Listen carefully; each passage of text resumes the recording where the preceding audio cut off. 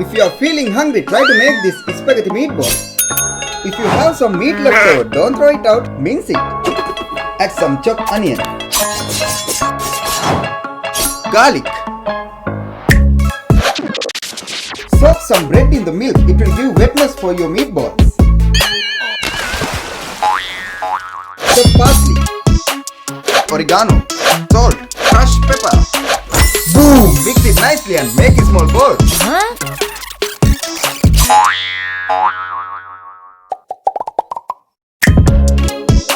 Put the pan on the burner and add some oil and make it hot. After grilling your meatballs, don't wash the pan. Use the same pan for making the sauce. Onion, garlic, tomato pasta sauce, oregano, bay leaves, basil, and grate some Parmesan cheese. Salt, pepper. Wow! Till the sauce getting ready, boil your spaghetti.